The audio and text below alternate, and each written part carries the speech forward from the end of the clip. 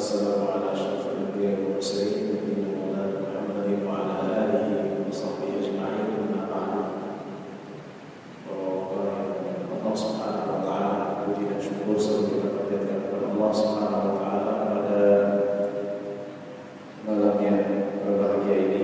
Kita masih diberikan kenikmatan Allah Subhanahu wa taala dan berkumpul di majelis yang mulia ini dalam rangka ngaji dan mengkaji Islam dari sumbernya yang asli, yaitu Al-Quran dan hadis Rasulullah sallallahu alaihi wasallam. Salawat dan salam semoga selalu tersampaikan kepada junjungan kita, qudwatun uswah kita, panutan kita, Nabi Muhammad sallallahu alaihi wasallam beserta para keluarga, sahabat, tabi'in dan seluruh pengikutnya yang senantiasa mengikuti jejaknya dan mengikuti sunnah. Bahwa pada jemaah sekalian, Allah Subhanahu wa taala dalam surat yang dibacakan oleh qari tadi, yaitu surat An-Najm, dan surat An-Najm ini berbicara tentang wahyu yang diturunkan oleh Allah Subhanahu wa taala kepada Nabi Muhammad SAW. Lebih tepatnya lagi tentang kejadian Mi'raj ketika Rasulullah SAW naik ke Sidratul Muntaha, dan Allah Subhanahu wa taala menegaskan dari dalam ayat-ayat ini bahwa Nabi Muhammad SAW adalah bukan orang yang tersesat.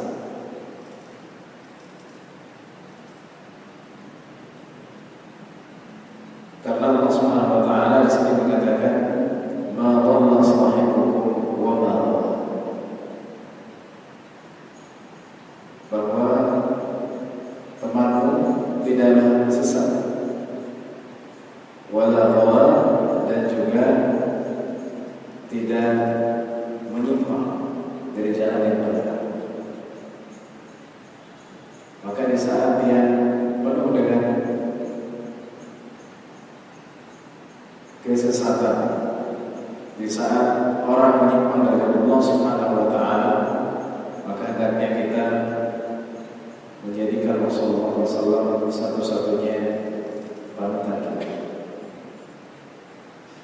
Sehingga tuduhan-tuduhan yang dilontarkan kepada Nabi Muhammad SAW, dikatakan bahwa Nabi Muhammad SAW adalah orang bodoh, orang gila, penyair dan lain-lainnya, itu tidak benar.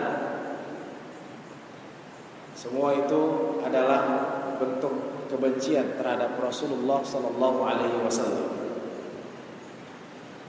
Dan Allah menegaskan bahwa setiap perkataan yang dikatakan oleh Rasulullah SAW adalah wahyu.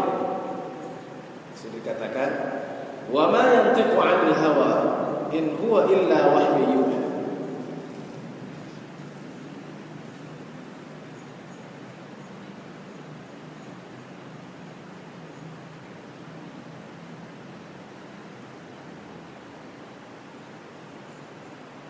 Jadi tidaklah Muhammad SAW berbicara dari hawa nafsunya. Seluruh perkataan Rasulullah itu emas. Kalau kita berbicara, kita hitung mana yang emas, mana yang bukan emas. Dari 24 jam sehari kita berbicara berapa jam, dari berapa jam kita ngomong, kira-kira mana yang bermanfaat, mana yang tidak bermanfaat.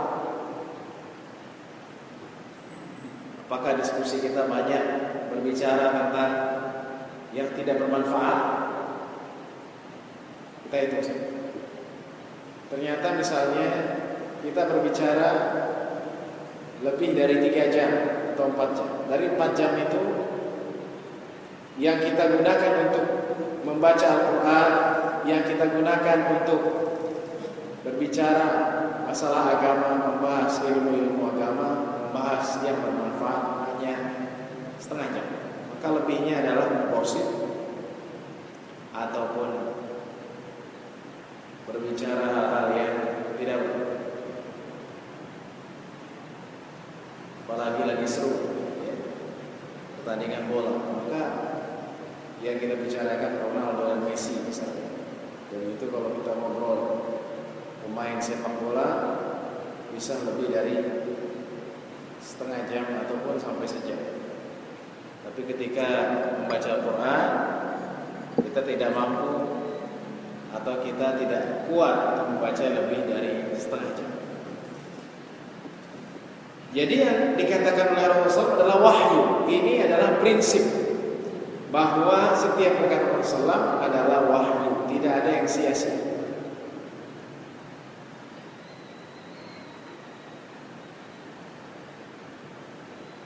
Maka pada prakteknya setiap perkataan Rasulullah SAW yang dikaitkan dengan ilmu hadis itu ditulis. Kapan mulai ditulis hadis? Semenjak zaman Rasul. Ditulis oleh seorang sahabat yang bernama Abdullah bin Amr.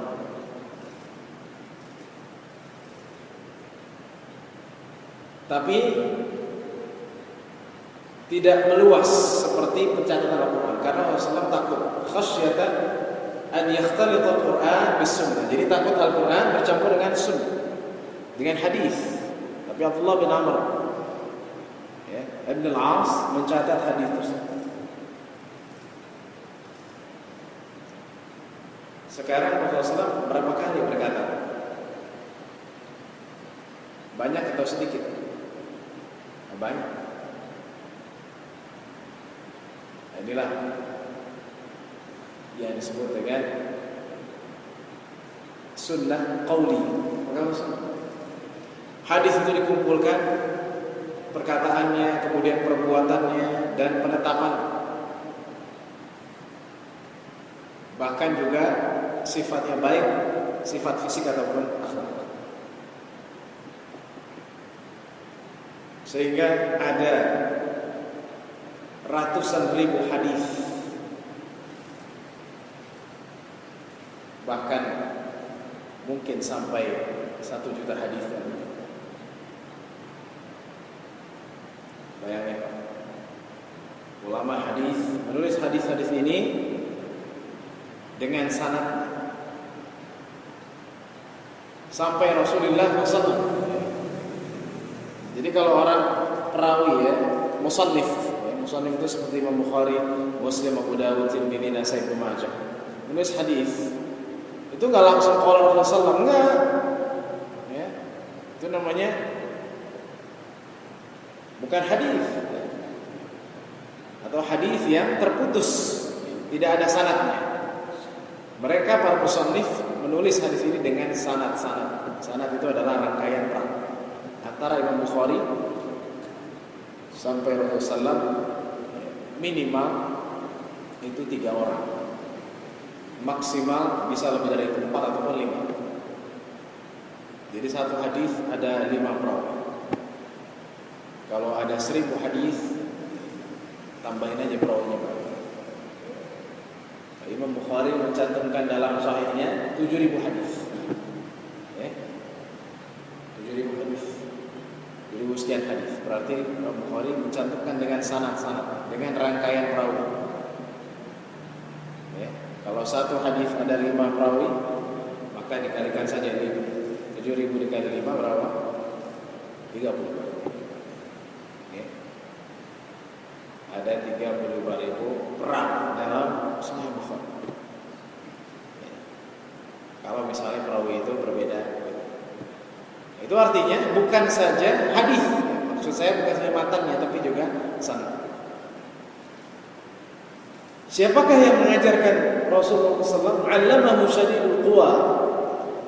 Mengajarkannya yang mempunyai kekuatan yang besar.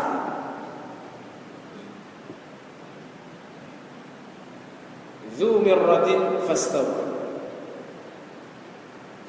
mempunyai mirrah, akal. Fastawa, maka dia seimbang. Jadi yang mengajarkan Nabi Muhammad SAW adalah Allah Subhanahu Wa Taala melalui perantaraan Jibril yang memiliki kekuatan diberikan oleh Allah Subhanahu Wa Taala.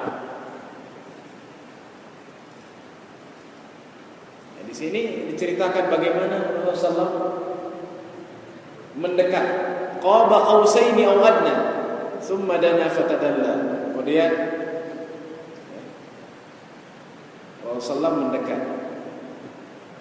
Fakana qaba qausaini aw adna, itu jaraknya 2 qaus. 2 qaus itu 2 busur atau lebih dekat. Fa auha ila 'abdihi ma auha.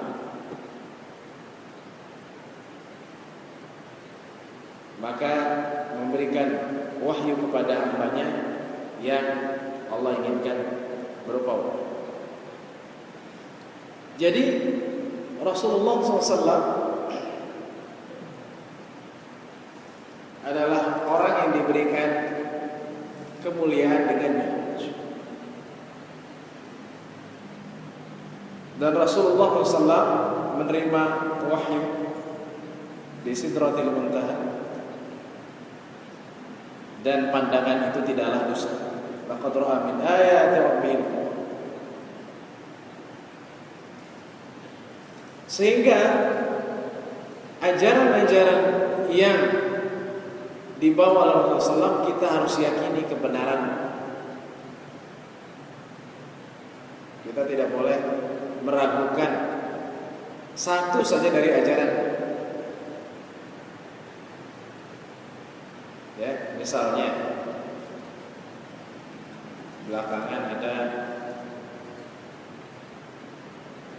kaum-kaum yang mereka suka sama jenis atau homoseksual. Sudah lama, tapi sekarang sudah mulai banyak lagi, atau juga mengganti kelamin. Bagaimana hukum mengganti kelamin? Ya, karena dilihat ini anak kayaknya lebih condong perempuan daripada laki-laki. Kalau gitu ganti aja jadi perempuan. Apakah boleh? Atau ini anak perempuan tapi seperti laki-laki, ganti saja kelaminnya, apakah boleh?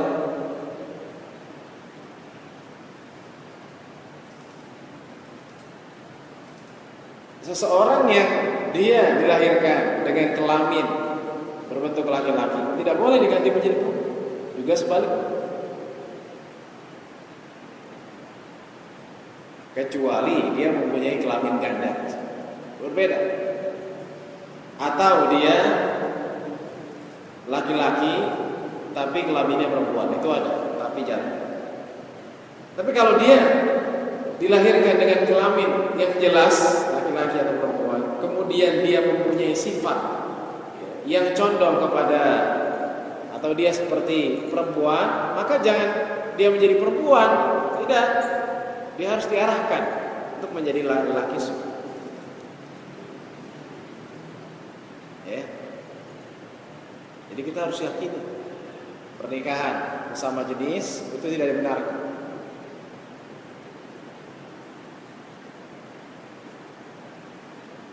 Atau juga belakangan kita melihat kasus mutilasi.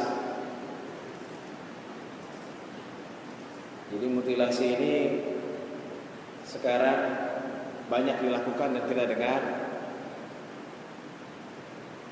Dan katang-katang yang mutilasi adalah suami terhadap istrinya. Ya. Karena dituduh selingkuh begitu, atau dicurigakan selingkuh, akhirnya dimutilasi. Itu udah meninggal, habis dimutilasi dibuang ke tol. Dalam Islam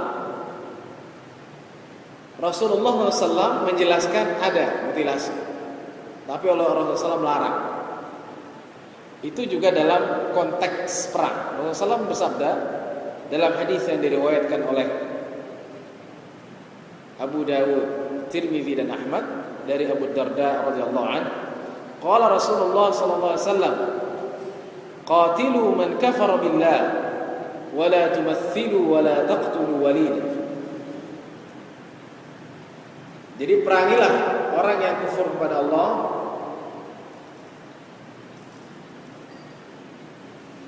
dan janganlah kalian memutilasi dan janganlah membunuh anak yang baru lahir. Jadi dalam konteks perang Rasulullah SAW larang itu mutilasi, apalagi di luar perang. Membunuh saja sudah dosa, apalagi mutilasi besar. Bahwa dalam perang jihad dan Allah dilarang, apalagi di luar perang, maka dosanya sangat besar.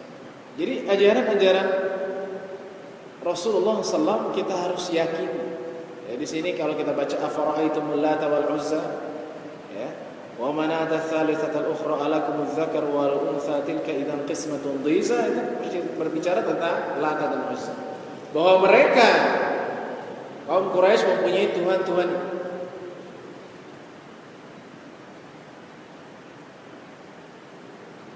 Dibagi-bagi ada Lata, Uzza dan Mana. Padahal itu cuma asma'un sammaitumuha antum wa aba'ukum ma anzalallahu biha min sultan. Itu cuma nama-nama saja. Engkau menamakan mereka dan bapak-bapak engkau yang tidak pernah Allah turunkan min sultan, kekuasaan. Tidak pernah Allah wahyukan, tidak pernah Allah jelaskan, tidak pernah Allah wahyukan. Ya, inilah yang disebut dengan penyembah-penyembah berhala, yang disebut dengan pengikut-pengikut berhala. Kita mengaji ini penting agar kita tauhidnya benar. Jadi surah An-Najm ini sangat luar biasa, berbicara tentang tauhid, juga tentang wahyu yang diturunkan kepada Allah, yang diturunkan oleh Allah Subhanahu wa taala kepada Muhammad SAW, dan pentingnya tauhid itu. Jadi kalau kita mengaji di sini, sholat jamaah di sini, tapi kita masih percaya kepada benda-benda tertentu, kita punya jimat, kita punya isim, namanya isim. Isim itu misalnya tulisan Arab, so, ba, ha, so, ko, jadi hurufnya diputus-putus, itu namanya isim. Ya, yang tidak mempunyai makna, kemudian ditaruh di tempat-tempat tertentu agar, ya, agar apa? Untuk menangkal malapetaka. Ah, itu namanya syirik.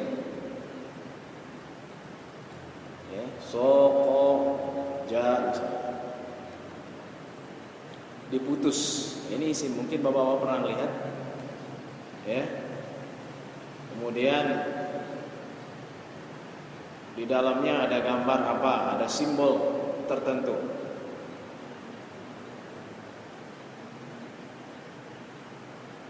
Ada simbol-simbol tertentu, misalnya pedang,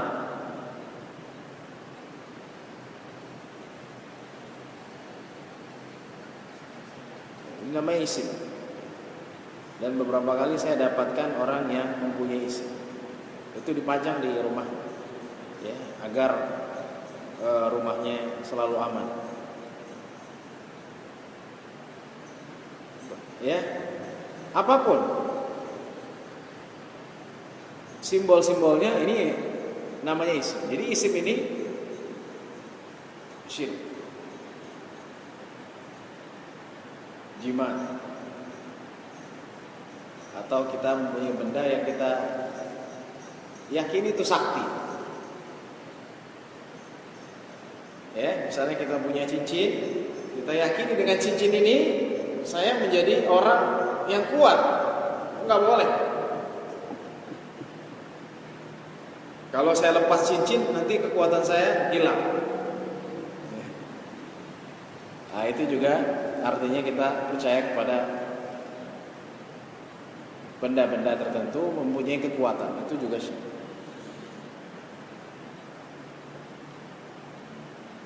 Amlil insani ma tamanna falillahi al-akhiratu wal ula. Apakah bagi manusia yang ia tamanna, yang dia apa? Yang ia harapkan, yang ia angan-angankan, maka bagi Allah lah al-akhiratu wal ula, akhirat dan yang pertama itu. Jadi manusia mungkin banyak angan-angannya. Manusia punya angan-angan, punya 1000 harapan, punya 1000 keinginan. Saya mau ini, saya mau itu.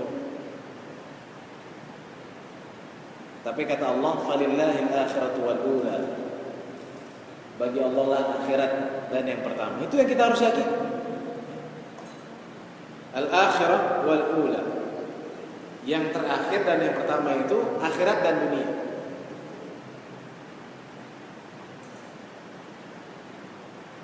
Karena kalau kita tidak meyakini itu yang terjadi, ya kita punya banyak angan-angan, banyak keinginan, ketika tidak jadi, yang kita salahkan siapa? Yang kita salahkan Allah Subhanahu wa taala. Misalnya kita punya angan-angan menjadi pejabat, tapi ternyata enggak jadi pejabat, tidak jadi gubernur, tidak jadi bupati. Karena sekarang yang mencalonkan bupati bukan hanya kalangan politisi, artis pun banyak. Berangan-angan. Ketika dia berangan-angan berusaha untuk menjadi bupati, gubernur, Allah Subhanahu wa taala tidak izinkan. Allah tunjukkan bahwa dia tidak pantas. Akhirnya dia tidak. Atau Allah gagalkan angan-angan. Kita harus yakini bahwa keinginan kita tidak bisa kita anggap itu yang harus ada. Keinginan kita itu dikaitkan dengan keinginan Allah. Jadi tidak semua keinginan manusia itu bisa terlaksana tanpa izin dari Allah Subhanahu wa taala. Ambil insani ma tamanna. Itu masih ada kaitannya tadi, karena tadi tentang wahyu, tentang mi'raj, kemudian juga tentang berhala, kemudian angan-angan manusia. Banyak orang yang ingin cepat kaya, akhirnya dia ngapain? Datang ke dukun. Minta ke dukun, "Mbah, saya ingin kaya." Kata mbahnya, "Oke, kalau kamu mau kaya, kamu jangan sholat seminggu. Ngapain? Kamu mandi kembang, kamu baca ini, baca itu." Doa kenangan manusia. Ada orang yang pergi ke mana? Gunung Kawi untuk pesugihan. Ya, insya Allah, tapi jamaah selesai ya. Banyak teman-teman kita yang masih mencampur tradisi dengan agama. Di Gunung Kawi sana ataupun yang lain, itulah yang disebut dengan amlil insani ma tamanna. Apakah bagi manusia yang dia angan-angan? Jadi angan-angan manusia itu tidak sepenuhnya bisa terlaksana tanpa izin Allah Subhanahu wa taala. Wa kam min malakin fis samawati la tughni syafa'atuhum syai'an illa min ba'di an ya'dzana Allahu man yasha'. Jadi banyak malaikat di langit tidak bisa syafaat, ya, tidak bisa memberikan syafaat atau tidak bermanfaat syafaat sedikit pun kecuali yang Allah izinkan bagi orang-orang yang dikehendaki dan diridhai. Jadi malaikat pun yang mereka makhluk Allah yang mulia, yang Allah jadikan mereka tidak pernah bermaksiat, mereka tidak bisa memberikan syafaat tanpa izin Allah Subhanahu wa taala.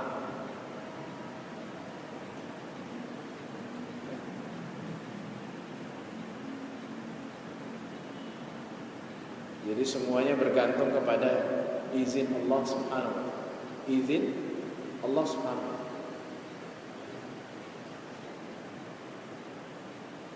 Sekuat apapun manusia, dia pasti akan mati. dari mulai Fir'aun dan sebelum-sebelumnya banyak kaum-kaum Ad, Tsamud. Mereka berkuasa di dunia. Mereka mempunyai kekuatan, tapi Allah musnahkan. Ya.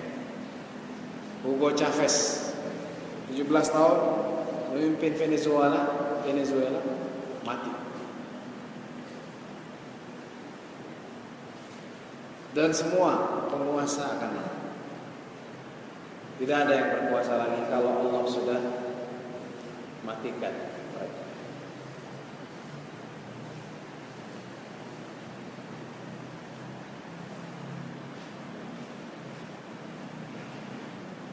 Nah, di sini Allah mengatakan, tadi dibacakan, innal ladzina la yu'minuna bil akhirati la yusammuna al malaikata tasmiyatan untha. Jadi orang-orang yang tidak beriman kepada hari akhir, mereka menamakan malaikat dengan nama perempuan, ya. Jadi malaikat dalam gambaran orang-orang musyrik adalah perempuan. Ya, itu sama dengan orang Nasara, orang Barat. Jadi kalau ada iklan malaikat itu perempuan seksi, itu sama. Udah perempuan seksi, ada sayapnya. Iklan produk tertentu. Jadi dalam Islam malaikat bukan perempuan, tidak bergender. Tapi bagi orang-orang musyrik perempuan adalah malaikat adalah. Ya.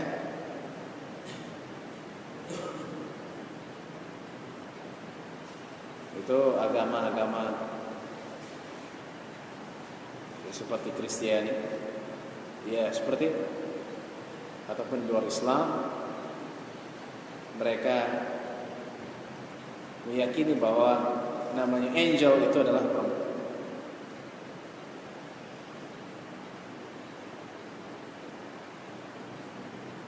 Dan pemimpin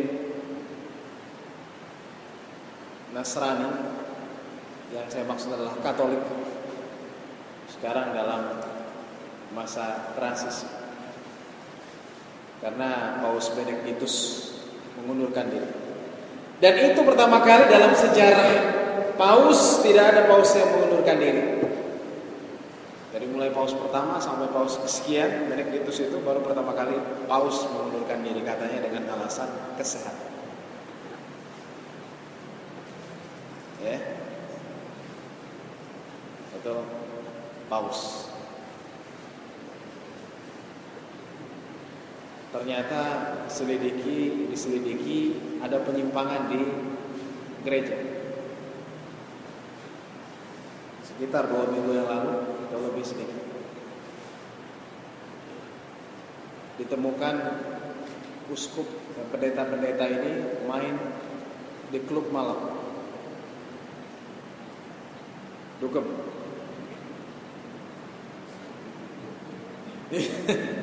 Benar. Ada di Republika. Dan ternyata klub malam ini bukan dugem biasa. Tadi yang seperti yang awal saya sampaikan. Klub ini klub gay. Klub homo. Karena pendeta dalam agama Katolik itu tidak boleh menikah. Makanya sekarang diusulin menikah. Dari mana? Itu warahbaniyah tadi betada'u. Itu adalah rahbaniyah yang orang-orang Nasrani buat-buat. Ada rahbaniyah itu tidak ada dalam arti tidak menikah.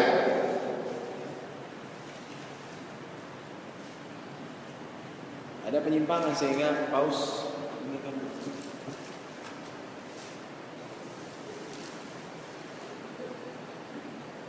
Maka sekarang mau dipilih pausnya, katanya sebaiknya bukan dari Eropa. Ada beberapa kandidat itu dari Eropa ada, kemudian dari Filipina dan Amerika Latin. Jadi kandidat kuatnya juga Filipina, karena Filipina ternyata 80 sekian persen adalah Katolik. Ya, itu Spanyol atau siapa yang bawa saya? Tidak mengerti. Padahal Manila itu kan amanillah, Muslim, aman dari Allah Subhanahu Wa Taala. Tapi kesini menjadi Katolik. Jadi nanti pausnya orang Filipina atau orang non Eropa. Karena mungkin dilihat paus yang sekarang ada masalah atau misalnya banyak penyimpangan dalam gereja Katolik di Vatikan. Ya, itu berkaitan tentang mereka yang menamakan malaikat dengan atau menganggap malaikat dengan perempuan. Kenapa itu terjadi? Wa ma lahum bihi min ilm iyattabi'una illa dhanna wa inna dhanna la yughni min al-haqqi syai'a. Ini semuanya masalah akidah. Jadi An-Najm ini surat Makki. Surat-surat yang diturunkan di Mekah menjelaskan pentingnya akidah. Bahwa akidah itu tidak bisa didasari dengan az-zann, dengan praduga. Mereka orang-orang di luar Islam itu disebutkan di sini dengan yattabi'una. Jadi orang ikut prasangka, ikut praduganya saja. Wa inna dhanna la yughni minal haqqi syai'a, dan sesungguhnya prasangka itu tidak bisa mencukupi kebenaran sedikit pun.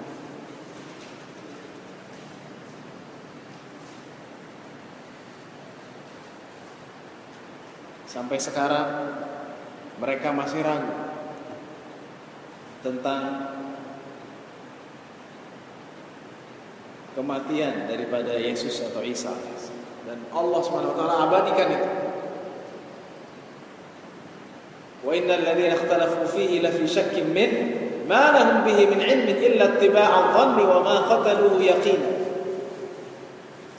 Dan orang-orang yang berselisih tentang bagaimana wafatnya Isa, wafatnya Yesus, sungguhnya mereka dalam keraguan.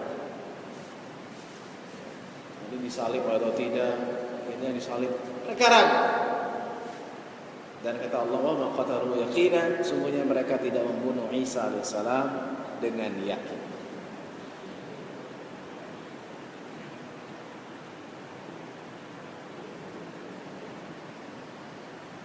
Fa'arid 'amman tawalla 'an dzikrina wa lam yurid illa al-hayata ad-dunya.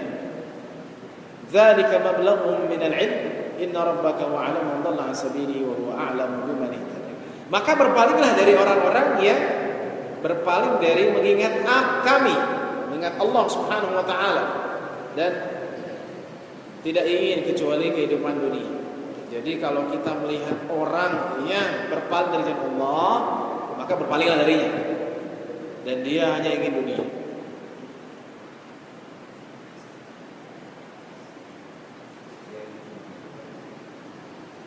Ya, ada orang-orang yang sibuk dengan dunia. Kemudian dunia itu menyebabkan dia berpaling dari jalan Allah, dan hanya dunia yang dia inginkan, maka kita jangan ngikutin dia. Misal kita dalam posisi ini, kita statusnya sebagai pedagang biasa atau pegawai. Tiba-tiba ada orang kaya, dia pejabat ataupun konglomerat, dia bilang, kamu daripada usahamu nggak maju-maju, ikut saya, nanti kamu masih kaya. Ya, sebulan 2 bulan kamu kaya. Ternyata orang ini memang betul-betul tawalla an dzikri. Dia nggak ingat sama Tuhan, sama Allah Subhanahu wa taala. Ya udah, kamu masuk sama saya, bisa sama saya, tapi ada tapinya. Waktu-waktu transaksi, waktu-waktu ya ada klien, kamu harus layani. Walaupun itu waktu-waktu sholat, ya, punya layanan. Kalau ada waktu keluar daerah, kamu harus jalan. Jadi nggak usah sholat. Tawalla an dzikri. Itu namanya tawalla an dzikrina. Berpaling dari jalan Allah SWT dan tidak ingin kecuali dunia. Masuk satu pabrik, jadi pabrik itu punya peraturan tidak boleh sholat selama bekerja. Gaji gede 10 juta. Apakah itu yang kita cari? Ini walam yurid illal hayatad dunya. Ini hanya kita mencari dunia, tapi akhirat kita jauh. Jangan kalah sama Australia. Australia saja yang notabene penduduknya kafir, tapi bos-bosnya sangat toleransi. Kalau ada bawahannya atau pegawainya sholat Jumat, diizinkan, silakan. Dia ngerti orang Muslim. Jadi nanti sekitar jam sebelum zuhur, sebelum Jumat, pergi Jumatan, pulang Jumatan, balik lagi. Ya, kalau kita begitu kan? Kalau kita Jumatan di kantor-kantor nunggu jam 12, padahal Jumatnya jam 11.30. Tapi 11.35 misalnya dulu, 11.40, tapi tetap nunggu jam 12. Karena keluarnya jam 12. Jadi jangan sampai ada orang-orang yang mengajak kita kepada dunia itu melupakan kita dari Allah Subhanahu wa taala. Jangan sampai. Ya.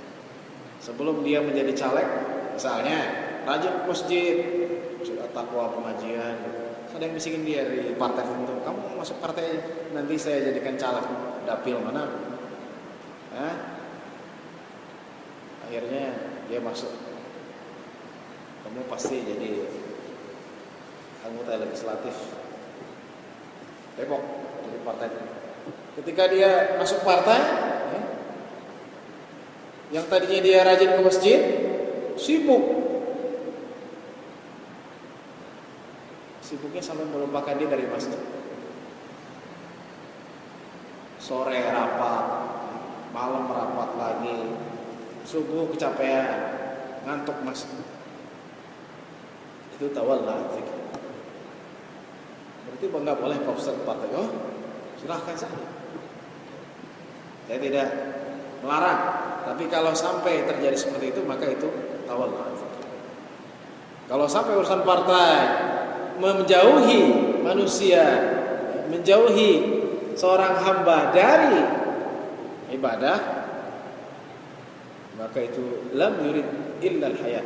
Itu hanya dunia saja yang dikejar. Kekuasaan saja yang dikejar. Buat apa kita berkuasa tapi kalau kita jauh dari Allah? Ya, kita jadi pejabat begitu, punya mobil sekian, ya, punya istri. Sebelum jadi pejabat istrinya 1. Jadi setelah jadi pejabat istrinya 4. Belum lagi yang dinikahi sini. Nggak ketahuan. Tapi ketika kita menjabat kita lupa sama Allah, buat apa? Memang yang bagusnya kalau bisa menjabat juga ingat sama Allah juga. Tapi biasanya kalau orang sudah berkuasa dia lupa. Dan Allah jelaskan. Kalau kita baca surat Al-Fajr wal Fajr wa layalin 'ashr wasy-syaf'i wal watr wal laili idza yas'al fi dzalika qasamun lil alam tara kayfa fa'ala rabbuka bi'ad irama dhatil 'imad allati lam yukhlaq mithluha fil bilad wa thamud alladhina jabu as-sakhra bil wad wa fir'auna dzil autad alladhina taghaw fil bilad. Sering saya sampaikan bahwa salah satu yang menyebabkan orang berpaling dari jalan Allah adalah kekuasaan. Kaum 'Ad, kaum Thamud, bahkan Fir'aun sendiri. Laknatullah alaih. Kenapa dia berpaling dari Allah? Karena dia berkuasa. Menganggap dirinya Tuhan, dia punya. Ya. Punya piramid, Pak. Isu terakhir ada rencana. Baru rencana gitu. Piramid itu mau dijual di Republika. Karena hutang kepada IMF. Kalau misalnya hutang-hutang itu tidak bisa tertutupi, piramid dijual, ya. Dijualnya ke siapa? barang yang antik dan kuno itu yang Allah abadikan dengan firman-Nya wa fir'aun dzil autad. Dan Firaun yang mempunyai watad. Watad itu yang menancap di bumi, yang dimaksud sini adalah piramid.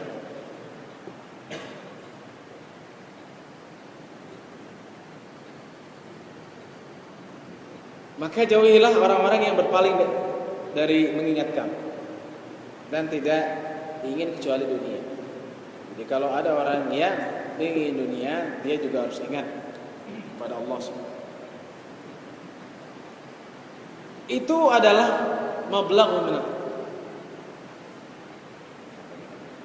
mablaghuhum minal ilm. Artinya segitulah ilmu mereka hanya dunia. Inna rabbaka huwa a'lamu man dhalla 'an sabili wa huwa. Kemudian Allah setelahnya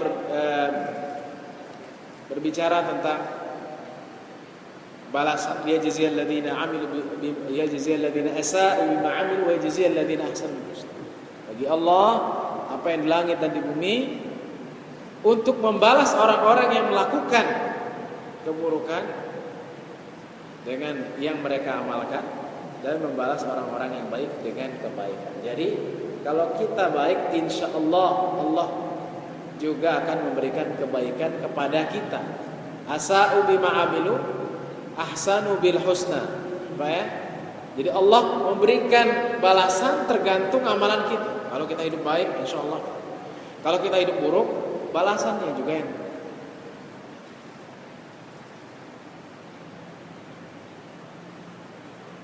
itu di dunia, di akhirat pasti. Di dunia juga kita harus banyak introspeksi. Mengapa sih saya masih seperti ini? Mengapa saya keadaannya seperti ini? Jangan kita salahkan Allah, salahkan diri kita. Oh mungkin saya dulu waktu masih muda atau 5 tahun yang lalu pernah ini itu, pernah maksiat begini, pernah melakukan sesuatu yang tidak Allah ridhai tapi orang tidak tahu. Ya, ini bukan karma tapi ini adalah ketentuan Allah bahwa Allah akan membalas orang sesuai dengan Allah. Di akhirat pasti, di dunia Allah tampak. Kalau kita lurus-lurus saja, insya Allah Allah akan berikan kebaikan. Tapi kalau orang di awalnya lurus kemudian bengkok lagi, ya Allah akan tunjukkan bahwa dia adalah tidak baik. Allah akan balas. Harta yang dikerup dari korupsi belum selesai dari jabatannya udah ditangkap KPK. Wa yajziyal ladzina ahsanu bil husna. Jadi Allah pasti akan balas sesuai dengan amal. Oleh sebab itu marilah kita pertama meyakini bahwa ajaran-ajaran Nabi sallallahu adalah hak, adalah pasti, dan kita menjadikan Nabi sallallahu sebagai tuntunan dan uswah, qudwah kita sehingga kita tidak tersesat. Kenapa kita kembali kepada Quran dan As-Sunnah? Salah satunya agar kita tidak tersesat. Kalau kita banyak bingung, nah ini kiai fulan bilang begini, yang lain bilang begini, kita akan menjadi bingung. Kita ikuti Al-Quran dan As-Sunnah, kita tidak akan bingung dan tidak akan tersesat. Ada Ahmadiyah, ada Umrah, ada kelompok-kelompok yang mengaku Islam tapi menyimpang dari Islam, kita akan tersesat kalau kita tidak menjadikan Rasulullah SAW sebagai panutan. Yang kedua adalah pentingnya akidah. Jadi ayat-ayat Makkiyah itu, ayat Mekah itu penekanannya akidah. Karena itulah risalah bahwa para nabi semuanya satu. Risalahnya adalah Allah ta'budu. Janganlah kau menyembah kecuali kepada Allah Subhanahu wa taala. Itu harus benar-benar kita praktekkan. Bukan sekedar sholat doang, tapi juga dalam kehidupan. Bagaimana menghindari syirik, bagaimana kita tidak putus asa, bagaimana kita menggantungkan keinginan kita atau meyakini bahwa keinginan kita tidak selamanya Allah inginkan. Itu adalah aplikasi dari tauhid. Ini akidah. Yang ketiga adalah bahwa orang-orang yang tidak beriman kepada hari akhir, mereka orang musyrik ataupun orang kafir, mereka meyakini bahwa malaikat adalah perempuan. Yang keempat, berpalinglah dari jalan orang yang berpaling dari Allah Subhanahu wa taala dan tidak menginginkan kecuali dunia. Jadi kalau kita lihat orang yang dia hanya inginnya dunia dan berpaling dari Allah, kita tinggalkan, enggak usah ikut. Dan yang terakhir adalah Allah membalas perbuatan manusia sesuai dengan amalan. Jadi Allah tidak akan zalimi manusia. Kalau dia baik, Allah akan berikan kebaikan. Kalau dia buruk, Allah juga akan balas sesuai dengan amal. Ini itu yang saya sampaikan dalam kajian tafsir pada malam hari ini. Semoga bermanfaat. Sallallahu alaihi Muhammadin wa ala alihi wasallam. Ada pertanyaan?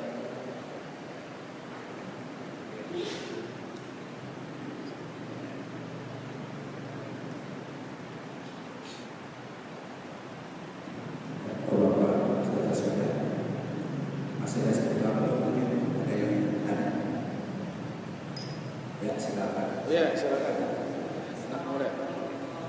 Waalaikumsalam warahmatullahi wabarakatuh.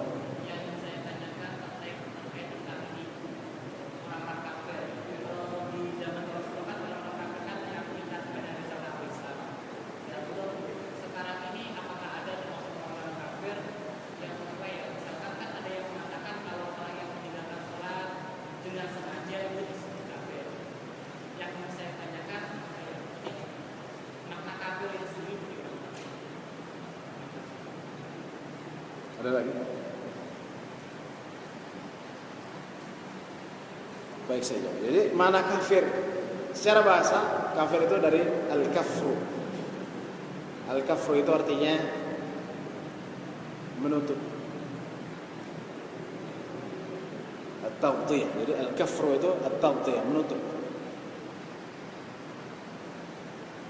Kenapa menutup? Karena mereka menutupi kebenaran dan mereka mengambil jalan yang tidak. Itu disebut dengan kafir. Jadi sehingga orang-orang yang tidak mengikuti jalan Islam itu kafir. Ya, siapakah mereka yang tidak beriman, yang tidak beragama Islam? Kafir. Itu saya jawabannya. Cuman sekarang ada desas-desus nanti di kurikulum akan dihapus istilah kafir. Ini kaum liberal mereka gencar untuk melancarkan serangannya. Jadi nanti KTP tidak ada agama, nggak ditulis agamanya. Nanti kalau meninggal ini mau dikuburin di mana? Nggak tahu kan? Jadi kafir jelas. Setiap orang yang tidak percaya, tidak meyakini Islam, dia kafir. Jelas. Oh bukannya kita harus toleransi? Oh silakan toleransi. Ada dalam Islam, tapi kita harus yakini bahwa di luar Islam kafir. Di luar Islam adalah kafir. Kemudian, bagaimana kalau orang meninggalkan sholat? Sedangkan Rasulullah mengatakan al-ahdul ladzi bainana wa bainahum as-shalah. Jadi perbedaan kami dengan mereka adalah sholat. Barang siapa meninggalkan sholat, maka dia sama seperti orang kafir, kan begitu. Sehingga ulama mengatakan jika seseorang meninggalkan sholat dengan sengaja dan dia mengingkari kewajiban sholat, maka dia kafir. Itu betul. Kenapa? Karena orang Islam nggak mengingkari. Kalau malas, iya. Tapi kalau dia bilang ada itu sholat, dia kafir. Bagaimana Pak Ustadz? Itu banyak orang di hutan kayu atau orang-orang jil bilang nggak usah sholat. Karena Allah mengatakan waqimis sholata li dzikri, dan ingatlah dan dirikanlah sholat untuk mengingatku. Jadi kalau ingat aku udah dianggap sholat. Cukup Allah. Udah, enggak usah pakai sholat. Apakah mereka kafir juga? Kita rinci juga. Kalau dia meyakini itu, kalau dia meyakini itu dan dia tahu atas dasar kesadarannya, maka dia kafir. Tapi kalau dia misalnya syubhat karena kebodohannya, kita jelaskan, kita rinci. Ini kan banyak orang belajar cuci otaknya, dia bilang enggak harus. Kita jelaskan. Lalu kalau dia tahu, kita ajak mereka untuk bertobat. jadi nggak langsung taubat. Kau harus taubat karena sholat adalah, nggak mau taubat juga diperangi. Yang memerangi siapa? Pemerintah, bukan kita emang. Kalau pemerintahnya berpegang dengan sistem Islam. Tapi kalau tidak, enggak. Kita sebenarnya tidak punya wewenang untuk melakukan itu. Kita hanya bilang pemerintah agar orang-orang seperti ini bisa ditindak dengan tegas. Tapi tidak ada itu dari Indonesia. Hebat kalau misalnya ada orang-orang yang mereka mengingkari sholat kemudian diciduk ya, karena mengingkari sholat, penjara minimal begitu, itu sudah luar biasa. Tapi Indonesia dasarnya adalah demokrasi liberal. Jadi itu ya minimal kita nih anak muda jangan sampai punya paham-paham seperti itu. Caranya bagaimana sih? Saya dengar orang-orang jil itu kayaknya benar juga. Caranya gampang. Kalau kita nggak mau tersesat, satu, ikuti Rasul. Selesai. Apakah Rasul mengingat Allahnya cuma zikir doang, nggak sholat? Sholat. Banyak permasalahan. Kemudian, apakah Rasul kan nggak pernah bilang jangan kamu homo. Syubhat juga. Rasul mengatakan man tasyabbaha biqaumin fa minhum, barang siapa yang mereka ngikut-ngikut satu kaum, sama dengan satu kaum, serupa dengan satu kaum, maka dia termasuk kaum itu. Jadi ada syubhat di sini. Ya, ada syubhat, ada kesamaran. Kita harus tahu, oh, bukan seperti itu.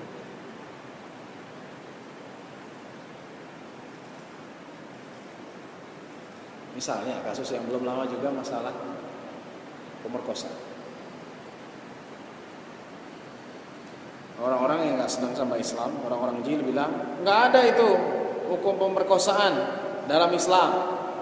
Ya, Islam gagap hukum pemerkosaan. Juga orang-orang murtad. Jadi bukan saja buku ya, dalam situs juga itu banyak orang-orang murtad. Salah satunya situs Faith Freedom. Itu murtadin. Mereka mengakui bahwa mereka murtad. Dia bilang nggak ada. Mereka bilang nggak ada itu iktisab. Iktisab itu artinya perkosaan, nggak ada hukum. Bagaimana itu? Nah, kita harus tahu. Oh, jawabannya adalah bahwa dalam Islam yang namanya melakukan hubungan seksual dengan yang bukan yang halal itu haram.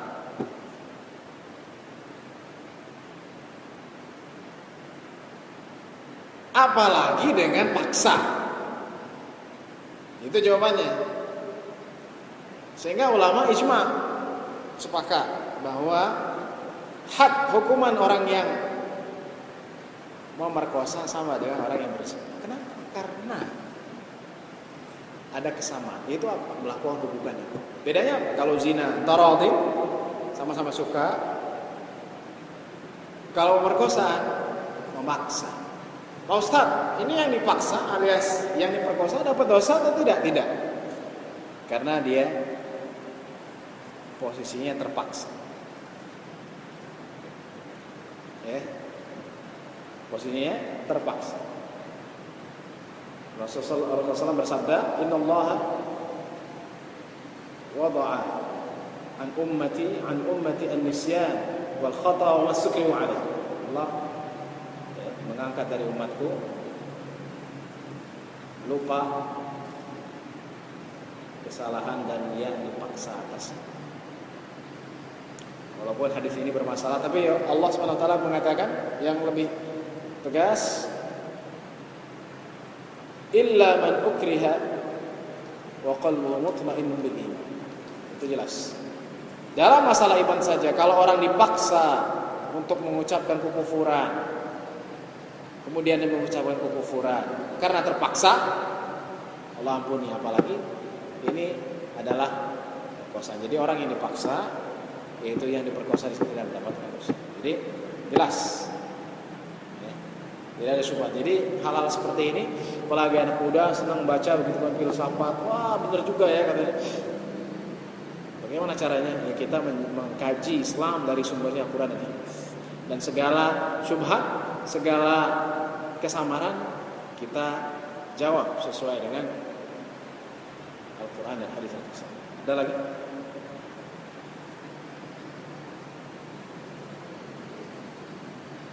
Iya, silakan.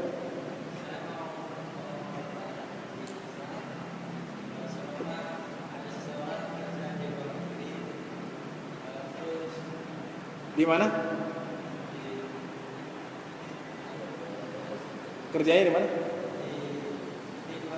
Oh, luar negeri ya. Terus?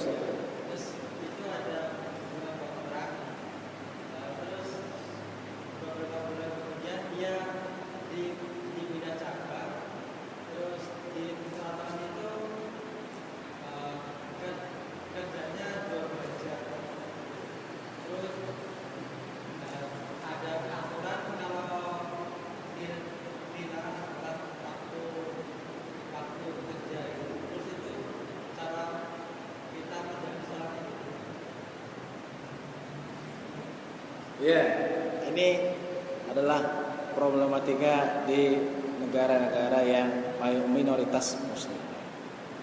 Sama, tapi untuk di Australia beberapa waktu Ustaz ke sana, Islamnya sudah mulai banyak dan orang Australia sudah mau. Caranya bagaimana? Caranya mencuri waktu. Ya. Kalau misalnya dia mau ke toilet, bos, saya ke toilet gitu ya. Dari tempat ya, dia sholat gitu. Harus disiasati, apalagi tapi kalau ya seperti itu harus bisa. Apakah boleh berbohong, Pak Ustadz? Boleh. Bila memang kondisinya seperti itu.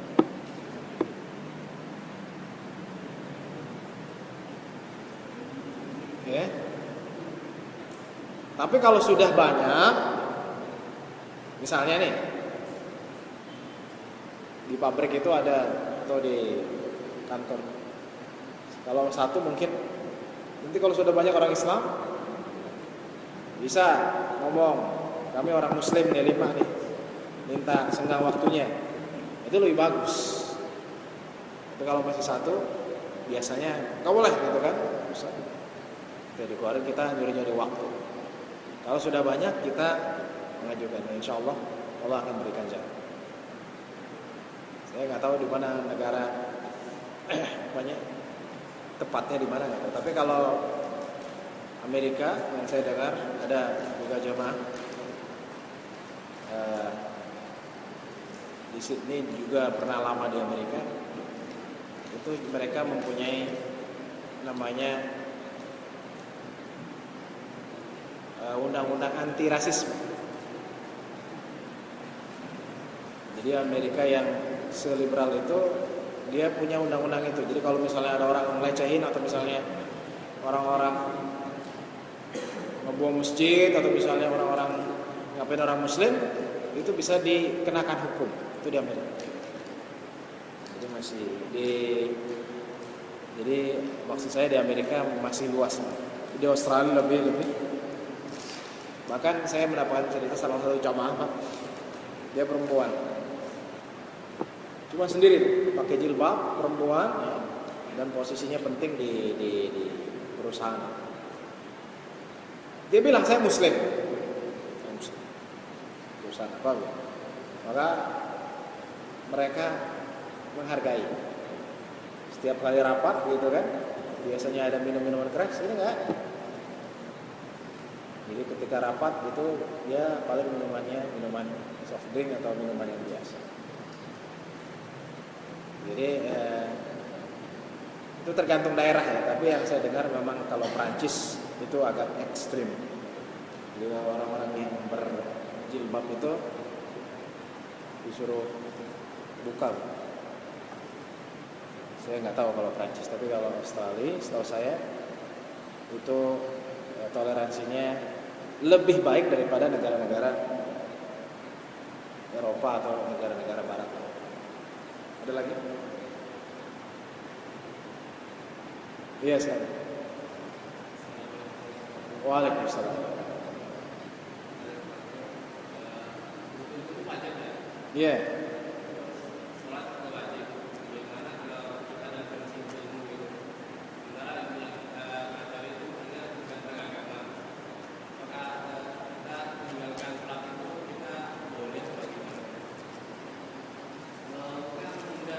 Nunda. Ini misalnya kasus azan ya.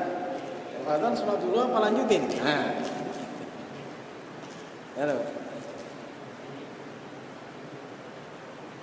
Ya. Jadi kalau sholat ada azan, apakah kita belajar dulu, selesaikan atau sholat? Ya bagusnya sholat. Ya. Karena wajibnya berbeda, tingkatannya itu harus ada tingkatan. Jadi wajibnya sholat itu adalah tiang agama. Walaupun menuntut ilmu wajib juga. Tapi kalau mau kita ukur, karena sholat itu tiang. Jadi kalau azan bagaimana? Kita stop dulu. Sebaiknya sholat.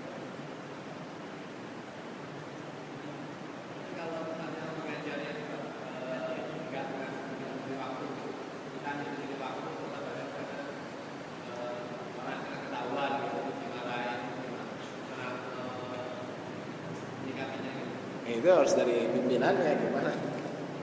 Jadi beda antara meninggalkan sholat dan menunda sholat, ya harus dibedakan.